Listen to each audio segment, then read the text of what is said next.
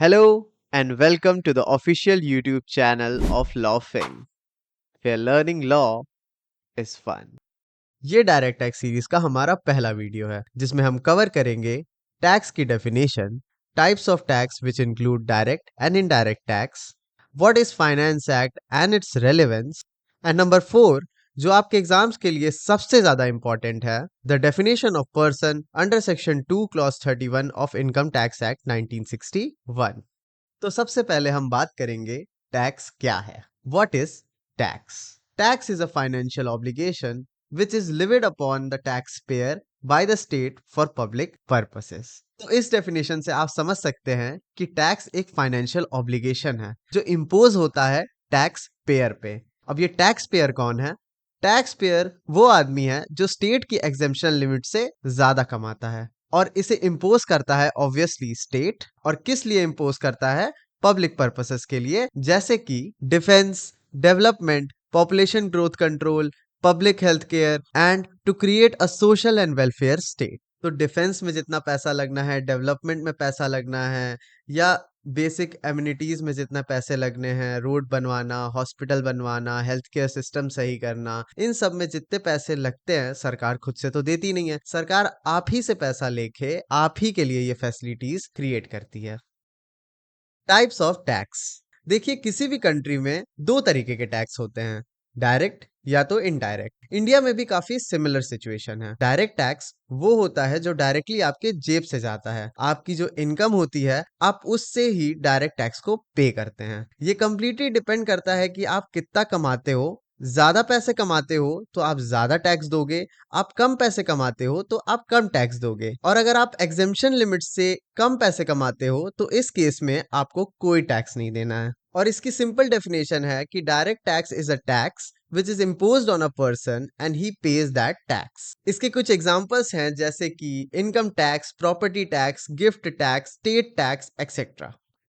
लेकिन indirect tax जो होता है वो आपकी इनकम पे डिपेंड नहीं करता है। जैसे जब आप एक चिप्स का पैकेट खरीदते हैं तो आप उस पे उतना ही टैक्स देते हैं जितना टैक्स उस पे शाहरुख या सलमान देते हैं। इनडायरेक्ट टैक्स सब पे एक बराबर ही लगता है। इनडायरेक्ट टैक्स की एक सिंपल डेफिनेशन है that indirect tax is a tax which is levied upon a person but it is paid by another person. For example GST which is levied upon the supplier but it is paid by the consumer.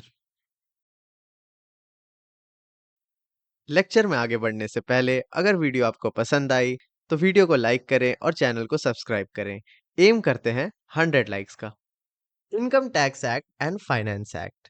देखिए, India में income tax act एक primary statute या फिर एक primary law है जो taxation को govern करता है। इनकम टैक्स एक्ट बात करता है जनरल प्रोविजंस की, जैसे रूल्स, डेफिनेशंस, एग्जेम्पशंस और deductions etcetera.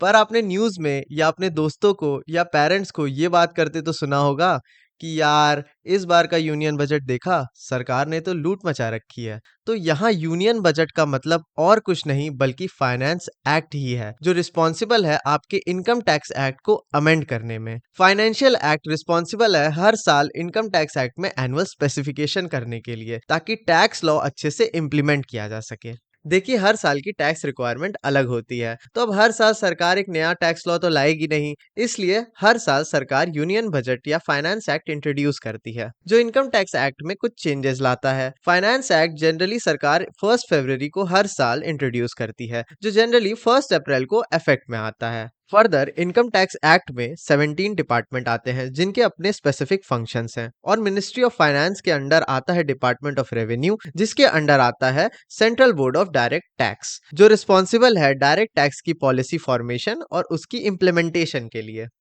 Definition of person under section 2 clause 31 of income tax act. Person वो है जिसपे सरकार टैक्स इम्पोज करती है। सेक्शन 2 क्लॉज 31 में पर्सन को इनकम टैक्स एक्ट के लिए डिफाइन किया गया है। जनरली जब हम पर्सन वर्ड सुनते हैं तो हमारे दिमाग में एक नेचुरल पर्सन आता है, चाहे वो मेल हो या फीमेल। बट इनकम टैक्स के पर्सपेक्टिव से पर्सन का मतलब कुछ और ही है। ऐसा इसलिए है क्योंकि सोर्स ऑफ इनकम बस एक नेचुरल पर्सन की नहीं होती। ऐसा होता तो लोग इनकम कंपनी या फिर फर्म के नाम पे भी जनरेट करके टैक्स ब्रैकेट से बच जाते, और ऐसा न हो इसलिए इनकम टैक्स एक्ट में पर्सन को एक वाइडर सेंस में डिफाइन किया गया है। सेक्शन 2 क्लॉज 31 में एग्जैक्टली पर्सन को डिफाइन नहीं किया गया है, बट ये बताया गया है कि इनकम टैक्स एक्ट के लिए कौन कौन से टर्म पर्सन के अंडर फॉल करते हैं। According to Section 2, Clause 31 of Income Tax Act, a person includes an individual, that is, a natural person, a Hindu undivided family, not Hindu joint family. अब Hindu undivided family को समझने से पहले हमें समझना होगा हिंदू जॉइंट फैमिली क्या होती है। हिंदू जॉइंट फैमिली वो फैमिली है जिसके सारे मेंबर्स लीनियरली डिसेंडेंट है एक कॉमन एंसेस्टर से, उनकी वाइफ्स प्लस अनमैरिड डॉटर्स।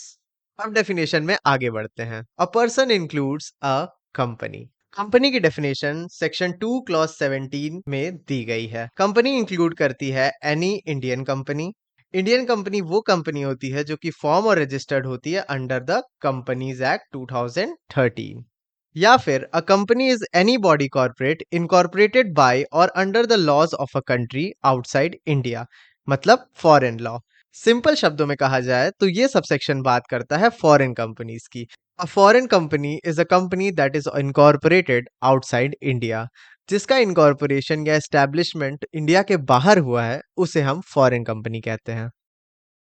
अब आते हैं थर्ड सबसेक्शन पे which says that a company means any institution association और बॉडी इनकॉर्पोरेटेड इन इंडिया और नॉट वाज असेसेबल और assessed as a company for any assessment year. इसका मतलब है कि कोई भी इंस्टीट्यूशन जिसका किसी भी फाइनेंशियल ईयर में टैक्स के पर्पस के लिए असेसमेंट हुआ है उसे हम कंपनी कंसिडर करेंगे। अब आते हैं चौथे सबसेक्शन पे जो कहता है a company means any institution, association or body declared to be a company by CBDT board। तो अगर CBDT बोर्ड किसी भी इंस्टीट्यूशन, एसोसिएशन और बॉडी को कंपनी डिक्लेयर कर देता है तो वो कंपनी की डेफिनेशन में इंक्लूड हो जाती है ऑटोमेटिकली। अब हम आगे बढ़ते हैं पर्सन की डेफिनेशन में। A person includes a firm.